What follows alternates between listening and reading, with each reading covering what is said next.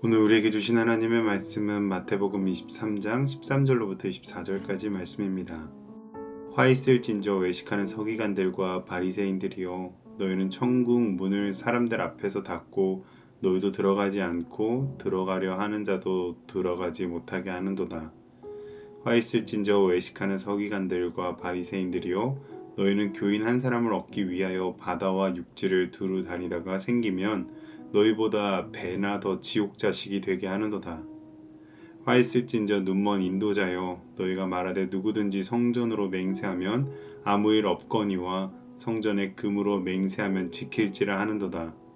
어리석은 맹인들이여, 어느 것이 크냐? 그 금이냐? 그 금을 거룩하게 하는 성전이냐? 너희가 또 이르되 누구든지 제단으로 맹세하면 아무 일 없거니와 그 위에 있는 예물로 맹세하면 지킬지라 하는도다. 맹인들이여, 어느 것이 크냐? 그 예물이냐? 그 예물을 거룩하게 하는 제단이냐?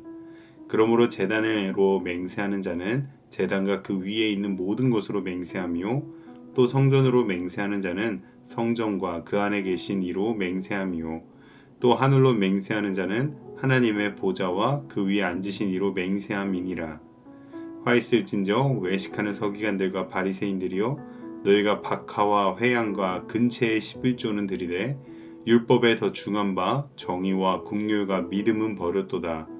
그러나 이것도 행하고 저것도 버리지 말아야 할지니라. 맹인된 인도자여, 하루살이는 걸러내고 낙타는 삼키는도다. 아멘. 마태복음 23장은 복음서 전체에서 예수님의 음성이 가장 날카로워지는 순간입니다. 온유하고 겸손하신 그분, 어린 아이들을 품에 안으시고 죄인들을 친구라 하셨던 예수님께서 여기서는 무서운 심판의 언어로 말씀하십니다. 화 있을진저라는 말이 오늘 말씀에서만 7번 반복되는데요. 그럼 예수님께서는 왜 이렇게 강하게 책망하셨을까요? 창녀에게는 나도 너를 정죄하지 아니하노라 라고 하시고, 세리에게는 함께 식탁에 앉으셨던 예수님께서 왜 종교 지도자들에게는 이처럼 가혹한 말씀을 하셨을까요?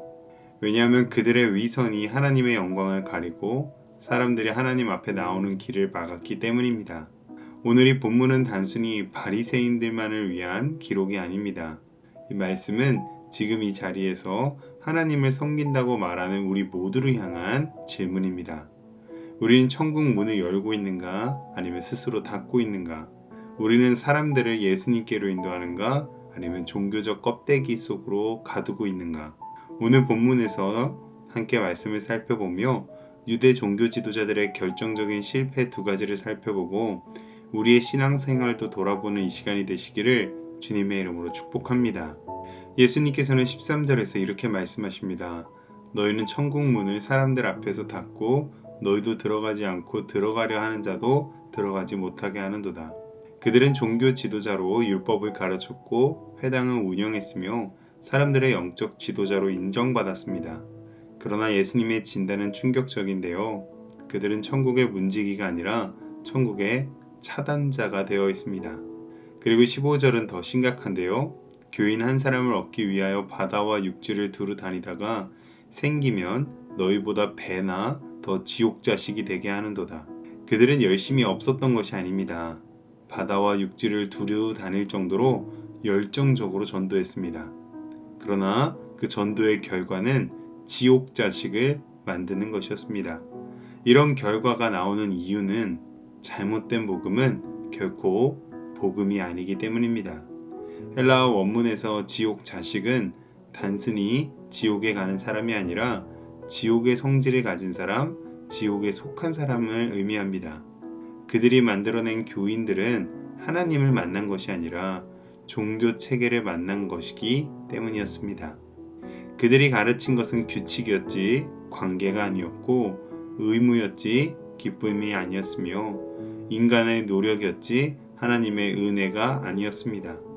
그리고 이 구조는 오늘도 여전히 우리의 신앙을 위협하고 있습니다. 교회 안에서 이렇게 살면 복 받는다, 이 규칙을 지켜야 하나님이 기뻐하신다 라는 말들은 형식은 달라졌지만 여전히 그 내용은 바리새인들의 말입니다. 진정한 복음은 더 나은 종교 생활이 아니라, 노력이 아니라 예수 그리스도를 만나는 것입니다. 우리의 믿음과 구원은 종교적 지식이나 법이 아닌 예수님과의 인격적인 관계인 줄로 믿습니다. 예수님은 두 번째로 그들을 눈먼 인도자라고 부르십니다. 이것이 비극적인 이유는 이들이 인도자이기 때문입니다. 혼자 눈 멀었다면 자신만 구덩이에 빠지지만 인도자가 눈을 멀었다면 그를 따르는 모든 사람들이 구덩이에 빠지게 됩니다. 예수님께서는 왜 이들이 눈이 멀었다고 하셨을까요? 이는 구체적인 예로 말씀하시는데요. 성전으로 맹세하면 아무 일 없거니와 성전의 금으로 맹세하면 지킬지라. 그리고 예수님께서 물으셨습니다. 어리석은 맹인들이여 어느 것이 크냐? 그 금이냐? 그 금을 거룩하게 하는 성전이냐? 이것은 맹세에 대해서 논쟁하시고자 하신 것이 아닙니다. 이들이 참된 가치를 알아보지 못하고 있음을 드러내시는 것이죠. 금은 쓸모가 있고 눈에 보이니 중요하고 성전은 추상적이고 덜 중요하니 중요하지 않다라고 생각하는 그들의 생각을 꼬집은 것입니다. 심지어 하나님께서는 보이지 않으니 맹세의 근거로 삼기 어렵다고 생각하는 것도 드러내신 것이죠.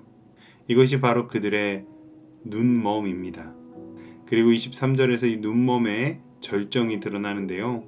너희가 박하와 회양과 근체의 11조는 들이되 율법에 더 중한 바 정의와 국류가 믿음은 버렸도다.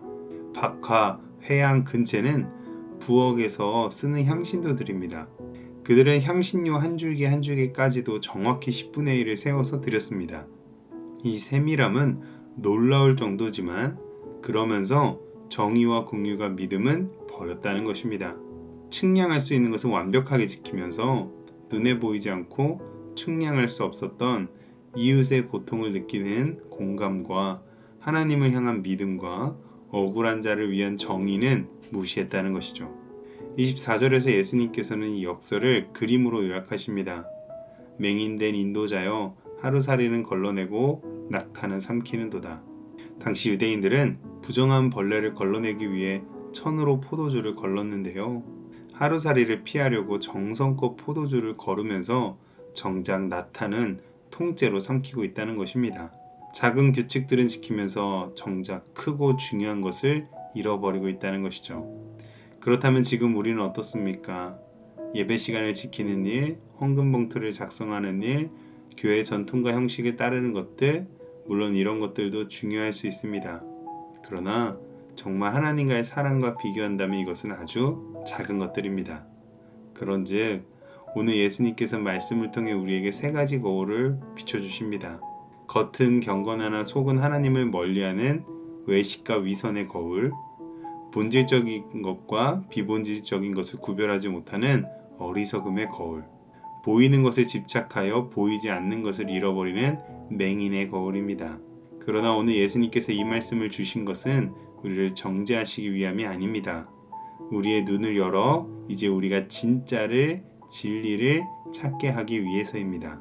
그러므로 오늘 우리가 해야 할 것은 더 열심히 규칙을 지키는 것이 아니라 예수 그리스도를 더 깊이, 더 진실하게 사랑하고 따라가는 것입니다. 오늘 예수님을 바라볼 때 우리의 위선이 드러나고 우리의 어리석음이 교정되며 우리의 눈이 열리시기를 주님의 이름으로 축복합니다. 기도하겠습니다. 거룩하신 하나님 아버지, 오늘 말씀을 통해 우리의 신앙을 돌아보게 하시니 감사합니다. 겉으로만 신앙생활을 하고 마음은 하나님께 멀어져 있었던 우리의 모습을 용서하여 주옵소서. 외식하는 신앙이 아니라 하나님 앞에서 진실한 믿음을 갖게 하여 주옵소서. 주님, 우리의 눈을 열어주셔서 무엇이 정말 중요한지 분별하게 하시고 정의와 긍휼과 믿음을 따라 살아가게 하옵소서. 우리가 사람을 하나님께로 인도하는 삶을 살게 하시고 우리의 삶을 통하여 예수 그리스도의 복음이 드러나게 하여 주옵소서. 예수님의 이름으로 기도합니다. 아멘.